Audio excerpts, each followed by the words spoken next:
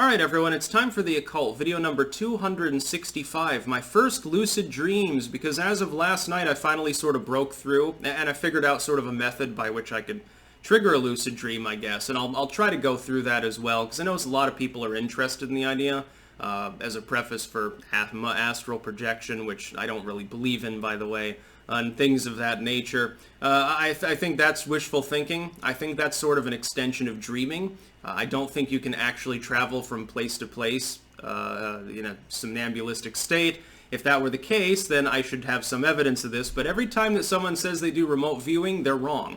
Like that one dude I won't name who I chuckled about predicting that Jeb Bush would be the Republican nominee in 2016 because he saw the board meeting that led to that decision being made by the Illuminati. I thought that was very funny. A famous remote viewing hack on YouTube. Again, I will not name names because I'm not into e-drama. Everyone has the right to spew bullshit and make money off of it, unfortunately. That's why politics exist. It's also why there's organized religion. Anyway, I figured that I'd preface this by saying I started out not lucid dreaming. It was a normal dream. Well, normal by my standards. And let me tell you what the dream was in brief. I was in this vast, seemingly endless ocean of sorts. It was sort of twilight. It was, fairly dark. I was next to a boat and I was for some reason floating around in an office chair, like half out of the water. And below me were dark shapes that I took to be like fish and turtles and shit. But there was one that was yellow. And I had a BB gun, and for some reason I was amused by the idea that I should coax it to the surface by dipping my toes in the water, like to bait it to the surface so I could shoot it with the BB gun. Then there was a duck that was floating around, and I shot it with the BB gun, and it turned into this cat, ironically enough, and she started like floating on the surface, like not submerged, but walking on water. And then Liz magically appeared, and she was floating off to the side, and I thought this was amusing, but then it occurred to me that I was dreaming. And the moment that it occurred to me that I was dreaming, I started gaining like tactile sensations, like I could feel the things around me.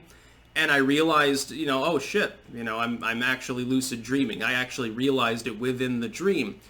Almost instantaneously, that whole scene disappeared, and I was actually walking down this sort of brownstone corridor filled with gardens and benches and stuff.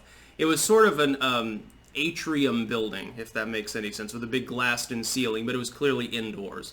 And again, I'm fully aware of what's going on, and I found it easier to move, because in dreams it can be difficult to walk.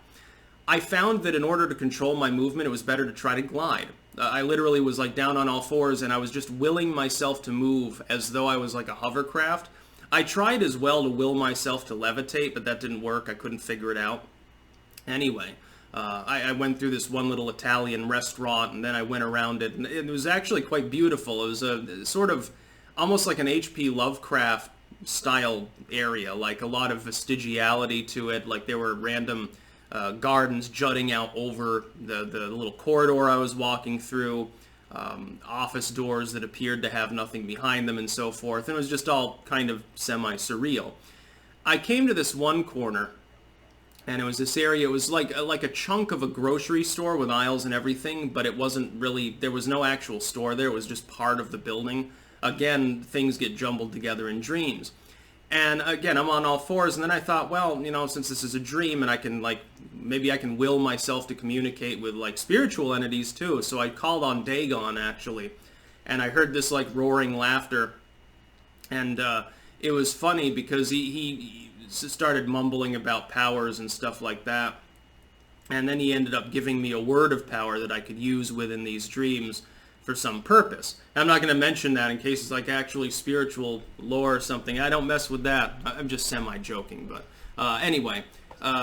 So he told me that and then sort of disappeared. Now, at some point I realized, hey, even though I'm pretty sure I'm dreaming right now, because this felt real, because I've never really lucid dreamed before, for more than a few seconds, I figured, well, I can feel things and I can move around freely and stuff. And in my mind, the fact that I was doing surreal things like gliding around and stuff sort of escaped notice, of course, in my unconscious state. So I'm like, well, maybe it's a good idea if instead of doing anything weird, I wake myself up and then try to enter a lucid dream again, because I figured in the 1 in a million chance that I'm sleepwalking or I'm just sort of in a daze, literally out somewhere in society hallucinating. I don't want to accidentally kill somebody or something. That seemed like a bad idea. So I quickly moved my body to the side and I woke up. Then I said, okay, well, that proves that it was just a dream.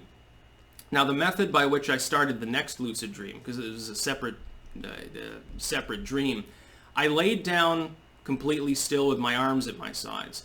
And I imagined my body moving from side to side, like I imagined tactile senses, in sort of the way you do during meditation. You're not actually supposed to try to think of nothing. You're supposed to fixate on different body parts and have sort of self-awareness, and then you can push it out further beyond that for meditative purposes.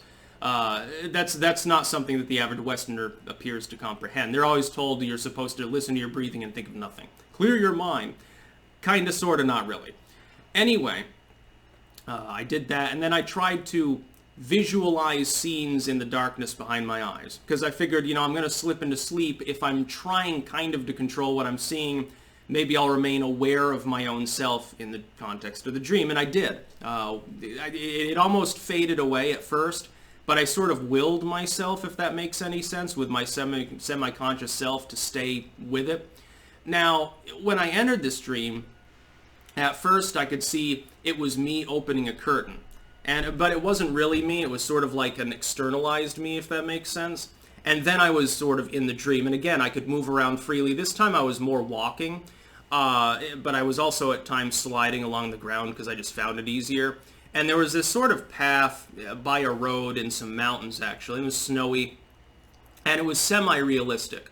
That is, a lot of it was sort of video game-like. It was like somebody made a video game that's like realistic, like, a modern first-person shooter, but with cartoonish aspects to it. So things were like exaggerated or weird and didn't quite make sense. And I was just sort of wandering around.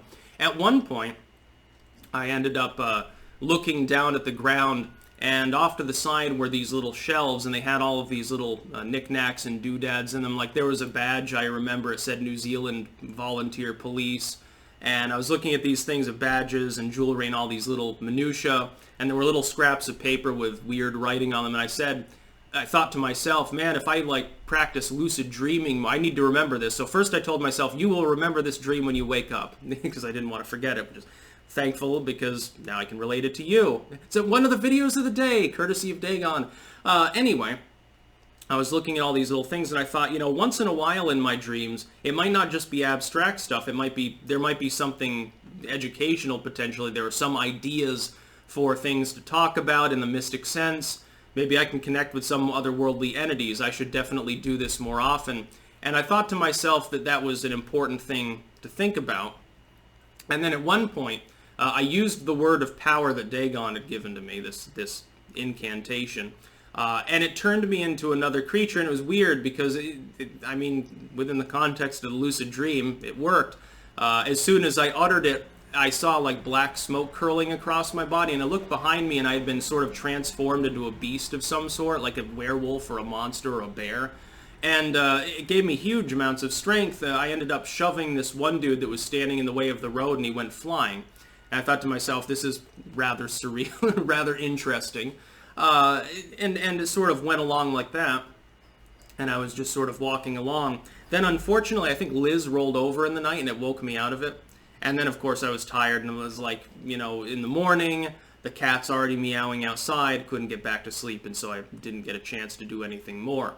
So it's something, I just figured that I would relate the context and content of these dreams.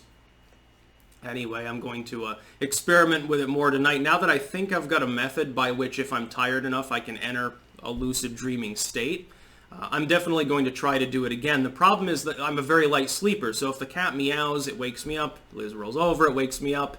My leg itches, it wakes me up. Dog howls outside, it wakes me up. Wind wakes me up. Too much moonlight. Somebody turns on a light anywhere around.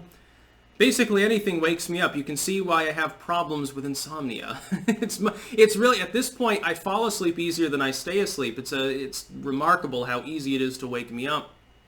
I think it's because I maintain a constant state of semi-vigilance, just out of my own paranoia maybe or something. But yeah, that's the basic gist of my 2 lucid dreams. It was an interesting experience, to be sure. Especially I mean, the first part before the lucid dream was weird too, and I tend to have weird dreams like this. And there tends to be spiritual overtones definitely to them. Usually, a lot of times the best dreams are when you're wandering in an area and it's just like really weird. Like it's fucked up, like a jumble of sort of real world stuff that doesn't quite make sense. I like exploring areas like that. The problem is usually I do it passively. But now apparently I finally figured out how to do it actively, so I'll be fucking around with that for many, many nights to come. Also, by the way, the easiest way to remember your dreams, for those of you who have problems with that, before you go to sleep, like when you're about to slumber, when you're already kind of tired and dreary, tell yourself repeatedly, I will remember my dream. I swear it works. I know it sounds weird. Like, you know, why the fuck would that work? You're asleep either way. For some reason, the conscious mind is able to imprint upon the subconscious the ability to remember your dreams. It also makes them more involved, and apparently more likely to be lucid. I remember my dreams more now than I used to because of this method. That's about all. Peace out.